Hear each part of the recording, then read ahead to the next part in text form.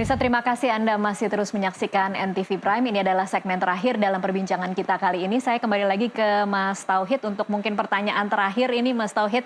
Kalau kita belajar dari apa yang terjadi minggu lalu, menurut prediksi Anda, apakah dunia ke depannya akan lebih imun terhadap gertakan Trump atau akan ada gundukan-gundukan atau tantangan-tantangan lain yang akan kita hadapi di minggu-minggu atau bulan-bulan ke depan? Begini ya, kalau kita lihat sih rasanya uncertainty-nya makin tinggi, begitu ya. Karena sekarang Jadi ini kemarin itu negosiasi bukan puncak ya, Mas Tauhid? belum belum, Belum karena puncak ya? dengan China ini belum ketemu Belum begitu, ketemu. dan ini kan sudah berulang ya, sejak 2018, 2019 itu akan tarik terus-menerus begitu. Oke. Nah, yang saya khawatir adalah eskalasinya makin tinggi, kedua melibatkan banyak negara, Iya. begitu ya. Memang sekarang dengan kejadian ke 10%, kemudian ada insider trader di pasar saham, ya antras terhadap Trump itu makin tinggi ya. Makanya obligasi mereka yang yield-nya itu makin mahal begitu ya. Ini yang kemudian uncertainty di perdagangan, kemudian di investasinya juga makin besar Baik. begitu ya. Nah, Nah tadi pertanyaan ada selanjutnya mungkin penyimpang. Mas Tauhid, seberapa penting kemudian Indonesia harus beradaptasi dengan ketidakpastian itu, ataukah sebenarnya kita bisa menarik diri untuk tidak terlalu terkena imbasnya?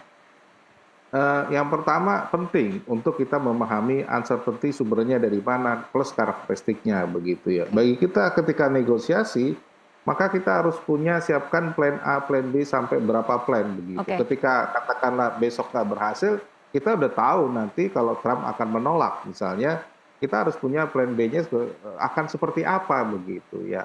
Kita belajar dari China, mereka katakanlah berani menolak, tapi karena sudah ada plan A, B dan mereka sudah siapkan.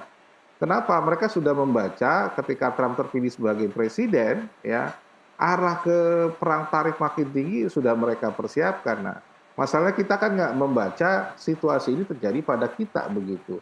Artinya, the worst case ketika 10 kemudian persen menjadi 32%, worst skenario-nya itu yang kemudian kita terapkan. Artinya, uncertainty itu juga kita harus itu. Termasuk kalau tadi negosiasi gagal. Kalau tidak semua negara juga, saya kira banyak juga yang belum berhasil gitu ya. Nah ini yang kemudian harus kita siapkan apa implikasi bagi sektor yang terdampak. Dan kita positif, tadi sudah ada Satgas deregulasi maupun Satgas penanganan PHK. Itu kan antisipatif kemungkinan terburuk begitu. Saya kira itu juga menjadi landasan kita berpikir menghadapi ketidakpastian global termasuk di market kita. Saya kira Baik. itu penting. Baik, kalau kata Mas Tauhid, ke depannya ketidakpastian itu akan semakin lebih tinggi, Pak Teguh. Kalau Anda sendiri harapan dari pengusaha seperti apa untuk pemerintah? Jadi begini, tim negosiasi yang berangkat ke Amerika itu harus mempertimbangkan secara bijak ya. Apa-apa hal-hal yang menimbulkan ekses paling berat tadi dikatakan oleh Pak Tauhid ya. Saya kira benar. Kita harus meminimalisasi efek dari adanya kebijakan yang sudah dilakukan oleh Presiden Trump. Dan kita memang harus memperkuat ya, terutama para pelaku usaha. Ini diberi kesempatan. Kita jangan sampai membuat para pelaku usaha ini terhambat dalam, ini konsekuensinya ya. Karena hambatan-hambatan ini kita harus memacu pelaku usaha itu tidak dihambat. Saya ngomong soal daging ya, karena ini juga daging ini tidak bisa dilihat hanya sebagai seonggok daging, tapi multiplying efeknya. Ada mata rantainya Industri ya? Iya. kuliner dan sebagainya ini harus kita dorong sedemikian rupa. Sehingga pemerintah itu harus mengurangi, tadi saya katakan, tidak ada lagi monopoli, tidak ada lagi yang sifatnya menghambat. Ini udah harus dihilangkan lah.